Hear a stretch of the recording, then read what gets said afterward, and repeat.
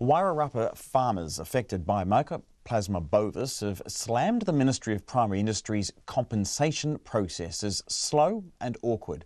The Prime Minister Jacinda Ardern and Agriculture Minister Damien O'Connor acknowledged that hardship today, rolling out a recovery package to help farmers across the country with better access to compensation as well as welfare support. Julie and Bryce Stevenson's farm received calves infected with Mycoplasma bovis back in April. They ultimately had to cull their entire herd, but as their farm is now one of 36 that's cleared of the disease, they're working to rebuild their business. Our political reporter Gia Garrick spent the morning on the Stevensons' farm. 20 minutes north of Masterton, the Prime Minister and Agriculture Minister being shown around the Stevensons' farm. It's been a hard slog for Julie and Bryce since April. They spent much of an hour relaying that to Jacinda Ardern and her team. Bryce Stevenson says the process of applying for compensation for their entire business and livelihood was highly stressful and time-consuming. The process was not straightforward and we didn't know what was going to happen next. And things happened a lot slower than what we would have liked. We lost control of our business. We found MPI the majority of the time to be awkward and slow, which added to our stress. The government's response, a recovery package which it hopes will make the process easier for farmers.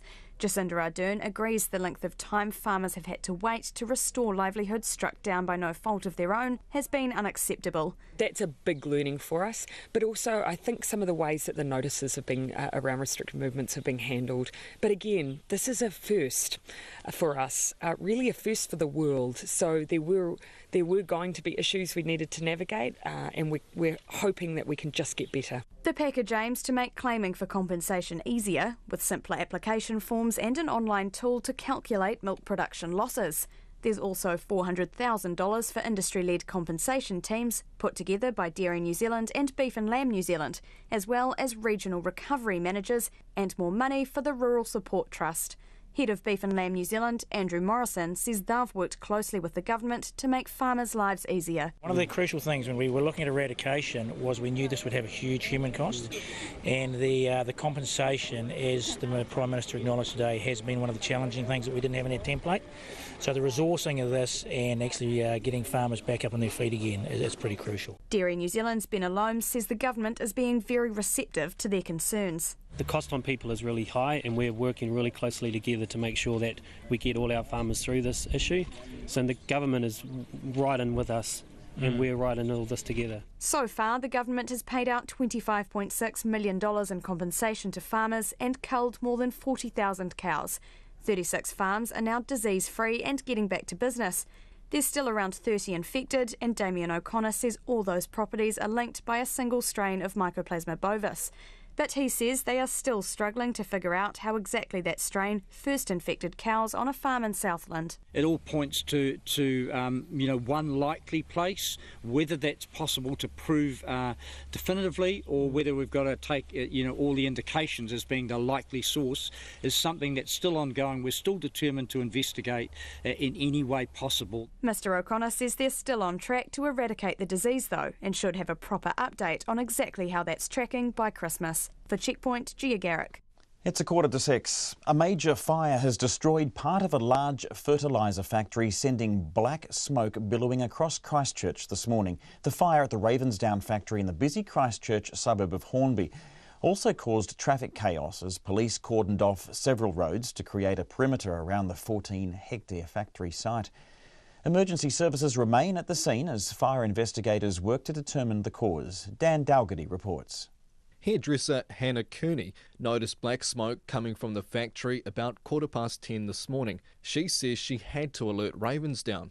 I ran over there and I explained how big and serious this was. They weren't too sure, they were just putting on their fire jackets and stuff, and I said, you have to evacuate this place right now. It's been going for about 15 minutes, and then they all just started evacuating. I went down and had a look in front of the building that was in flames. It was probably about 2 metres above the roof, and then there was quite a big explosion. Local resident Jamie Rudman could see the flames from the ABC Workroom Play School. He says he quickly raced to Main South Road, where the factory is located. Just thick black smoke pouring off the top of the factory.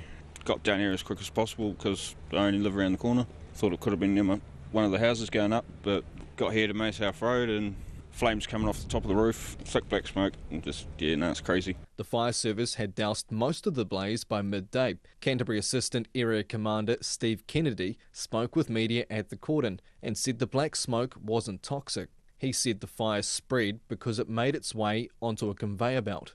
The conveyor belt runs right down through the length of that building, and once we've got a fire up in the framing of that building and the roofing and the exterior cladding, it's going to catch onto that conveyor and spread along through there. Mr Kennedy says the shed is about 100 metres long and the fire took out a reasonable chunk of the building. It's quite a large building, like through the roof area, probably about a third of the way through it. The crews have done a great job in stopping it spreading into the sulphur store, which was a big risk here for us, and the conveyor links into that sulphur store, so they've actually stopped that getting through into there. Ravensdown Chief Executive Greg Campbell says the company will assess whether production needs to be shifted off-site. He says it's lucky the firm has factories in other parts of the country. We are fortunate that we do have 3 manufacturing sites, one in Napier and also one in Dunedin, and they have capacity. So, we're fortunate to call on them to assist farmers with their products. Mr Campbell says the fire is completely out, which means they are now able to assess the extent of the damage. He says the company will debrief all 150 staff members tomorrow about the event and what it's planning to do. The firm has started its own investigation and the fire service is also investigating, although no cause has been determined. In Ototahi for Checkpoint, cordoned tēnei.